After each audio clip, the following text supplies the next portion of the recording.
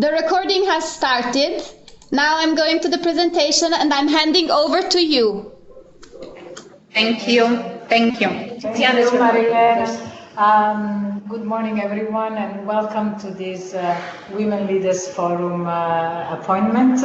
As you know, this is part of some of the activities of the Women Informal Network.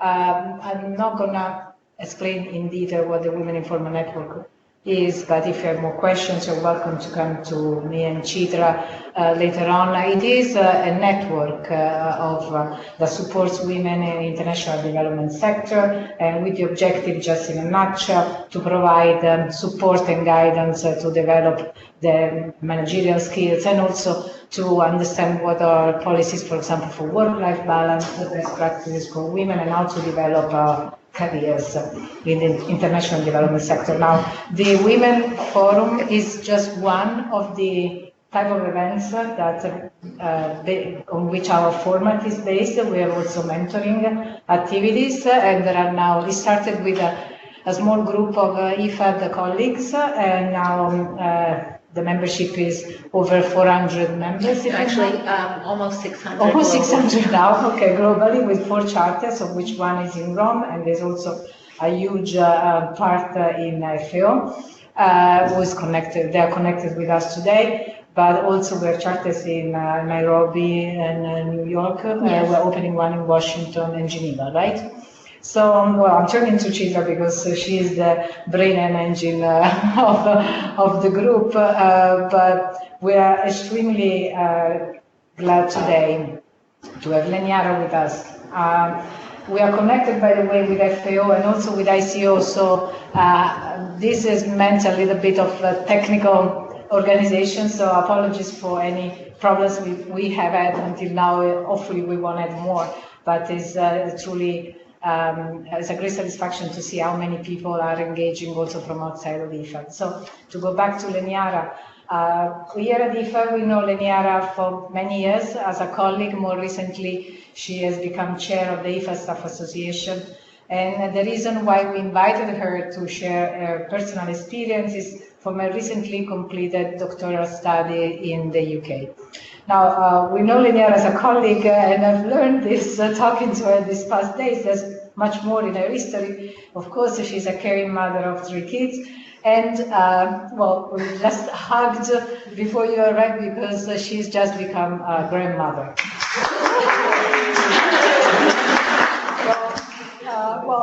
All of this would certainly keep... It's not my achievement. It's your achievement. All of that would surely keep us all very busy, but she still finds the time to do many other things, and she aspires to live her life to the fullest, which is, I mean, I can witness that every day, here now with Engagement Eliza. She loves social interactions. She played piano for 9 years. She now plays tennis, which is something I'm going to challenge with you. Yes. And she also dancing ballet and salsa. So as I see, she's a positive thinker, and this is very important. She believes that every day is the chance to change your life. And this is what she's going to talk to us about today, how to change your life and how we can, particularly women, succeed in that journey. So without further ado, I'll leave the floor to Lenyara. Thank you. Thank you. Thank you. I'm very, very happy to see you all the women and the gentlemen in this room, and all those, I welcome all those who connected and the colleagues from FAO. And my special thanks are going to Chitra and Tiziana for putting a lot of efforts on organizing this event. We had to postpone it several times due to all of the commitments, but we made it. It brought us here. Thank you. And also to thank so many of those who wrote to me from various institutions in preparation for this event, because people were sharing personal experiences, and it's very interesting to see how we relate. We might be very different from different backgrounds, but we have issues that we as women face on in our daily life that are very similar. And my presentation has 2 purposes. One is for those who are interested to take that let's say, thinking of additional learning and changing your life in that perspective of going and getting another degree, or I'll give some of my advice on what could be done to ease and help you in the process.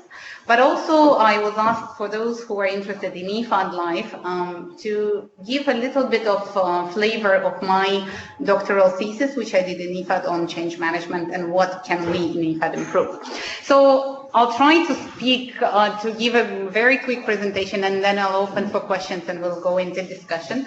I do have more, for those who would like to read more, especially in IFAD, I have a my summary of my findings and recommendations. I can send them to you. It's cleared by COM, so it could be edited, published, so it's we can share it. It's confidential. Even ethics cleared it, so so it's very important. Let me start.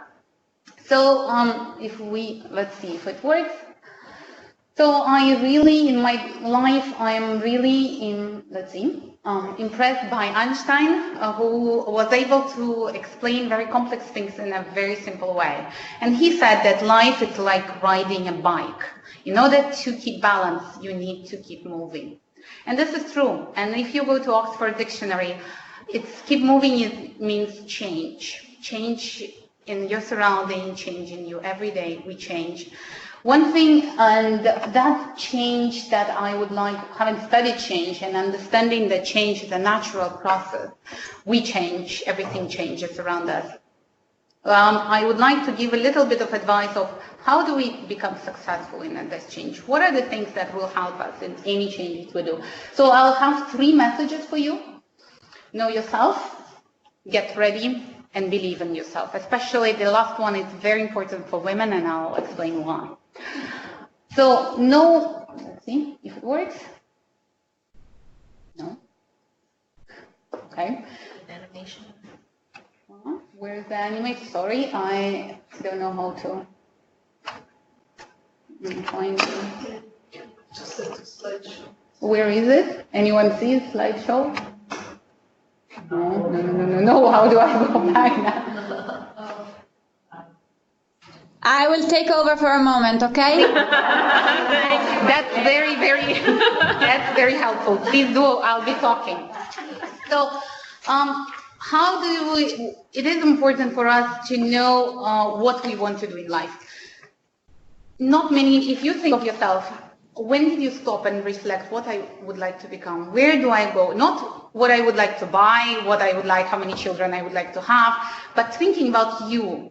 Yourself. How many of us really stop and think about this? And I was one of those single mother with 2 kids trying to live day by day, week by week, and trying to make sure that kids have the food and everything. Until one day, life challenged me and said I was diagnosed with a very serious disease where the doctor told me, you have 6 months to live. And that was 8 years ago. If you continue in this way, that's where you're going. You need to think of future, long-term future, plan yourself, switch your mind, think of something that you wanted to do for a long time and that would make you look in the future. That was a doctor's advice. So I had nightmares as it really has shaken me to the core. And at that time I understood I always wanted to do my studies, to continue my studies, but since it cost a lot, I didn't have time, and I had all the excuses in the world, maybe very valid, not to do it. So at that point I said, I was on the plane from the mission, I opened The Economist, I saw that university, and the next day I called them and I got enrolled without any preparation, which was a mistake, but I had to do it at that point. So my point is, can we go 2 slides?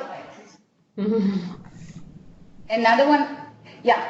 Please be in a driver's seat, know what you want, think about this, and otherwise life will drive you as my life did until I had to make a decision for myself. Why? I don't know why it's not. I don't know why it keeps flipping backwards. I don't know if it's doing it on its own. And the next slide, please. Oh, I don't know why. Yeah. So my point, once you decide on what you want, and I'm not going to go into details how to decide for each of us, those who are, whatever you decide, you want to open a business or whatever you decide to do or do the studies, get ready. And this is important, to get ready. When the moment of opportunity comes, you are ready, you're prepared. And with regards to my studies, it was important for me. One thing I got from a PO colleague, she wrote to me last week saying, I can totally relate to your topic. I cannot count how many times I thought I would not finish my PhD because I had a baby and a full-time job. How many times I would go on mission and find that my baby got ill and I would feel terrible. How many times I felt horrible when my 4-year-old son asked me why I don't pick him up from school like others non-working mothers do. Countless sleepless nights, and then still going on strong in the morning, managing a team and traveling. That was said by and I was thinking, my God, it's all about me as well. I felt guilty. And there were things I could have prepared, and I learned it by doing, and this is where my piece of advice. Talk to your family, talk to your children. It's very difficult to explain. I struggle to explain to my 5-year-old child, why do I want to do a PhD? It's a long process. Why do I need to spend all these evenings? But you need to find a reason that the child will understand. What I did, I got additional help. It's an investment, but it's good investment at home with nannies and cleaning ladies to free up some of my time. Then, one thing for women, we all struggle, prepare for unexpected. Things will go wrong. We all know it. And it's okay to go wrong.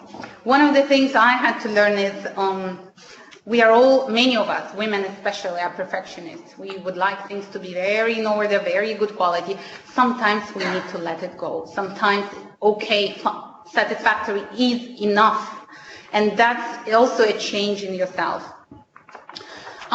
The next, I don't know what the slides are. My God, maybe we put for us at least, so we could see our slides. Okay. Number 6, right? Yeah. Where are we now again? I don't know what's happening. It's a nice presentation. No? Let's just go back, because we do have so many people. They could, the info, okay. You know, somebody's. Marilena, Can you see the presentation? We are at the slide that says, get ready, be prepared for the moment of opportunity. Yes, and okay, now we see just one slide back, but nevertheless, it's Van Gogh said, great things are done by a series of small things brought together. And it's no matter which part of life, PhD or your business or anything else, try to plan in milestones. It's very difficult to see yourself in 7-year stretch and scary. When you do it piece by piece, you see one course, you take one course, you say, okay, I'll take it from January to March, then I'll have my commitments, work commitments, I'll have quality time with the kids, give yourself a break. Then have another milestone. Don't plan, it's too difficult to plan a long stretch. The last point of getting ready, there were so many times I would feel like giving up because it's too much, it's too stressful, I felt a lot of guilt. And what helped me is our friends and colleagues. Let's say they were my mentors, but also my professor. And I turned into Nerina, who was sitting in the room with me, and I would talk to her, and she would say, Lenyara, go, you have to go. And my professor would say, Lenyara, just take your week, one more week, clean it up, and then continue. So it is important to have that support group around you who would help you to go through that. Of course, there are practical things. Get trained, and for us, all of us, it's important. Get trained on how to search for information. It feels, now with Google, we feel that it's very easy. In fact, it's very difficult to find the right information. The information based on evidence, the information that's not just somebody said something. You need to be trained. And create weekly plans. For example, a plan of two lunches a week I will dedicate to this. 3 times in the evenings. Stick to this. Whatever is your plan, stick to this. The last point, and I'm trying to go very, very quickly, is the most important, I think. Believe in yourself. There is ample research that women... Next slide, please. Yes, this is it. Don't change now. There is ample research that women's confidence is much lower than men's, and it's even though women as talented, women as knowledgeable, we tend to undermine ourselves. And this is why my knowledge is: don't be afraid. You are talented. You can do this, and that's believing in yourself. I think it's the miracle that we have inside of us. And the very last slide, if you can please, which I love that picture, that's why I would like, we are the ones who make our lives. We are the ones, and please take the lead in your life, take the lead in your changes and color your life the way you want it. So that's the first part of my presentation. And shall we open it now for questions, or I go to the second one? Let's just go to the second one, just so that we can... Yeah. Okay, I'm doing it very quickly because we can discuss it after. But now, within the seven-year stretch of my studies, 5 years were dedicated to my proper studies, where we took the time to learn management and various elements of management. And then 2 years of the last 2 years, I did a doctoral thesis, research. And since I took a DBA, a doctorate degree, not PhD, and the difference is, for those who don't know, PhD is working on theoretical models and working on something and theory on something, while a doctorate degree, the difference is working on work-related issues. And I chose it because I like the concept of these are the issues that we face in our daily life in the office, and this is how we could address them. For example, we were learning how to engage staff. We were learning how to run the organization in the period of crisis or in the period of risky uncertainty. It's very practical, and we sat together and discussed it together in a team of all managers on how to do that. So I personally liked it for myself. It was part of what do I want. But within the last 2 years, the university told us, you need to do research in your own organization. So it was a requirement, and I went to the office of the president asking, what is it? I'm a resource. What is it that you would be willing to know? And that's where I had to push myself to get out of my comfort zone and sitting in my office and getting out there, exposing myself, saying, okay, I'm here and I let you test my knowledge and my abilities. The vice president at that time said, okay, Lenyara, we've done a lot of changes. There is a lot of documentation on what kind of changes we did. What is not knowing how these changes were perceived by staff and by managers. What could we learn from it to improve in the organization? So, yes, it's as on the slide, it was a doctorate research project. It refers, and I want to make it clear, it refers to the previous presidency in IFAD. So I reviewed the presidency of Mr. Nwanze and all the changes that took place at that time. I interviewed senior managers and middle managers who were actively involved. It had just happened that all senior managers were interviewed. And then I had 7 focus group discussions with 20 staff from various departments, general, professional, gender balance. I tried to integrate all of this. What I learned when I reviewed the literature on leadership, that whatever change is, any change in the institution, it's the leadership that makes a difference between success and failure of that change. It's the leaders who decide. It's the next slide here. Yes, sorry, while talking, I forget sometimes about the slides. It's the leaders who make the difference. It depends on how they introduce the changes, how they communicate the changes, how they implemented the changes. So that are the key elements of success. If we go next, what I found in IFAD. Next slide. Next slide, please. At that time, and very similar to our current situation, and I can see lots of similarities. At that time, the institution was under pressure from external, from the board, from external factors, and also the president had the agenda to change, and he was very clear about that, but also there were so many inefficiencies in the institution that we had to change. So there were various factors that pushed IFAD to change. I leave all the staff quotes, they're confidential, on the slide for those who would like to review those. I would not go into details, but the presentation has them so you could see where I come from on all this findings and recommendations. Next slide, please. So what, yes. So the president had a vision that we need to be a respectable institution, and then the institution, international recognized knowledge center, which was very different from at that time. And then there was OMC, EMC structure, which was put in place, and there were staff. But what staff was said, it was not clear what was the rationale for changes. Why do we need, they had a vision, they didn't know why do we need to change, how to change. There were so many documents on various changes that were introduced, but staff didn't see the link. There was no comprehensive strategy on how to bring all of this together. Next slide, please. And then if we go to the slide after, I'll summarize all of this later to save the time. Next slide, please. Yes, communication. Everybody said at the time when the changes started, there was no communication. We went from zero communication to a lot of communication. Sometimes we introduced the new intranet. We had lots of the town hall meetings were introduced. This is what staff said.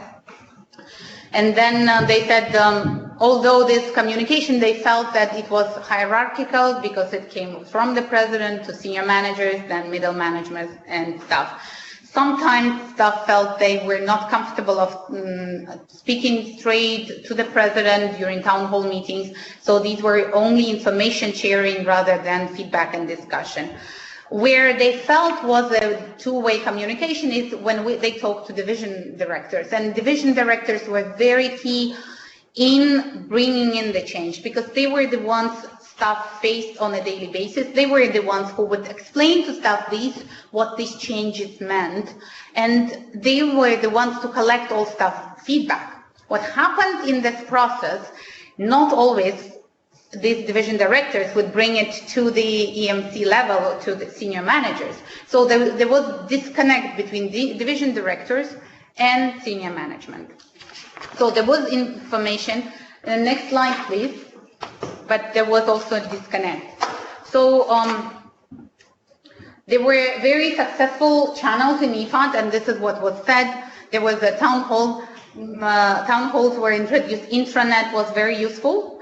And a written communication, president bulletin, information circulars were very successful. But for informing staff, for feedback and discussion, staff felt that divisional meetings were the best way of having a discussion, but also global staff meeting, GSS, and all ad hoc committees. Then communication also, staff felt that it is important when the meetings are not too formal. Those informal coffee meetings were very popular and staff asked for more of that. Next slide, please. Participation. The main concern that staff had, they felt that they were not clear on the changes and they were not engaged, fully engaged in the changes. They felt, and you have lots of quotes by staff saying, and by managers. Managers were saying we were trying, we were putting a lot of efforts to engage staff. On the other hand, the perception was we are not involved. Only some people were involved. They selected those people, and but they did not involve everyone. Next slide, please. With regards to participation, what I found also, there was no clear resistance in IFAD. People do not resist the changes because they want to resist. They resisted the changes, some of them did not accept them, because they had something to say, some technical issues. They were not consulted, they were not able to express themselves, and because of that, they were not willing to accept those changes. The second thing was that some division directors and it's not all, there were successful examples, but some were not accepting the changes by themselves, and they would not pass the information about these changes. So resulting in staff resisting the changes because they didn't have the information. So their role was very important. So they would mobilize the staff either to support the changes or resist to the changes. Next 2 slides, if you can pass. Yes, learning. There was a huge learning agenda, and Sayan is here. She knows how big our learning program is now. We established a training, now it's learning and development unit. At that time, training unit, we had a coaching, management training, we had introduced training test targets. So we've done a lot of effort in bringing learning. What staff said, while this formalized learning was going well, there was no structured learning from failures. And staff felt it's very important to learn from our failures and to come forward and have a culture where we can speak about something that did not go right, be open and present it to everyone and make sure that everyone knows how to do it better. The next slide, please. Culture change. There was a very mixed feeling about culture change. On one hand, we had introduced code of conduct. We established ethics office. We've done a lot, but I think staff felt uneasy about senior management role modeling of this cultural values, respect and integrity. So they felt that this has not been consistent through the institution. And they also appreciated the training, which was on ethical behavior that was offered, where both managers and staff could sit together and say, okay, this is, if you are asked to go and pick up I don't know, my dry cleaning, it's not the right behavior in this institution. So it was, everybody was put on at the same level, and that was important. The last section of my study thesis was, next slide please, on leadership of changes. And it was the most critical one, because while talking to various managers, talking to staff, it was very clear that many are very good managers. They knew how to manage people, how to create plans, how to do strategies, how to manage budget, how to see the deadlines, but many struggled on how to lead people. Because leading people require a different set of skills. It's people-focused skills, talking to people, being there for them, explaining, engaging. And that's an effort. It's also time. It has never been recognized by this institution that, and especially for middle managers, because on a daily basis, they were in contact with staff, but it's not in their path. Nobody holds them accountable for these things. You are required to spend your budget. You're required to be accountable for the decisions you take. But nobody talks about you are required also to facilitate the changes. So there are 3 layers of leadership in this institution. One is at the presidential level, and it needs to be in the changes, in the context of IFAD. It should be visionary leadership. And it's important the president having the vision where we go and sharing this vision for everyone. So everyone knows where is this institution going. The second thing is senior management. These are strategic leadership. They need to translate this vision in a very clear way on why we are changing, how we are changing, and explaining the process of changes. Even high level. I understand this is a living process. We cannot foresee what will happen in 5 years, but that strategic guidance should be given. And the role of middle management, and now we have head of hubs in middle management, those who are very good managers, but might not be very good leaders. And I'm glad to hear that we have the leadership training program introduced, and it was one of the recommendations of this thesis, and which I presented and tried to advocate for. We need these managers to be trained and to introduce facilitative leadership, those leadership that facilitates the changes and bringing these changes to life. And if 2 slides forward, the very last slide. So my recommendations Yeah, this one. There were 4 recommendations. 2 were linked to function of leadership in this institution, and 2 for the role and 2 for the function. The role was, well, I recommended that this management should have a collective leadership structure improved, where each level has a role to play. It's clear, they're accountable, it's clarified, and we have seen that IMT now integrates the entire management structure, and this is a positive change that was introduced and strengthened, where everybody is put together to have that information flow, communication, to listen to division directors who bring the feedback from staff, but also listen to the president and senior manager in one group. The second one, I highlighted the role of middle management in changes. They have a key role, and it's without their support, IFAD changes would not be successful. So they have to understand their role, they have to be held accountable for this, but they also need to have incentives, because division directors, if you look at them, they have so many responsibilities, managers and management-related responsibilities, budget and staff and recruitment, you name it. So dedicating time to staff and talking to staff is also an effort, and they have to be recognized for that, incentivized. The 2 functions that were important and very relevant to IFAD today. IFAD didn't have a strategy back then for change, and it generated a lot of confusion, no clarity on how we are going to change, what we are going to do, the sequence of changes, and that demotivated staff. They felt they were not engaged, and that strategy is key to bring any change to this institution. And the last one, which we discussed it very much as part of the GSS Global Staff Survey, for those who are external to IFAD, trust in management. For many years, IFAD staff questioned their staff in management. And this is for various reasons. Some of them are not related to management, some of them clearly related to management.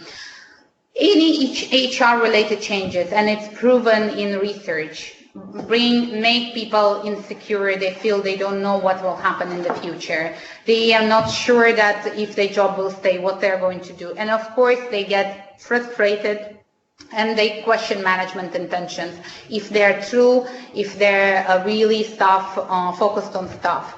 That's one side of the story. But if you add to this lack of clarity, lack of communication, lack of time spent with staff explaining things, decision-making, unclear decision-making, or a process of that also contributes to that lack of trust in management. So we've seen it for many years. This has also been questioned by GSS, and now we have an action plan which we hope will contribute to improve trust in management. I'll stop here. It's a lot of information, I know. For those who would like to read more, I have a summary of my findings and recommendations, but also the presentation.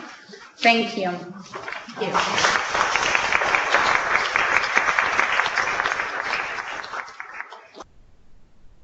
Before we start the question, Marilena, you cannot see us, right? No, we cannot see you. Hey, we have for technical support. Let's see if we can manage. No. Now we can see you. Was that easy? It was not easy.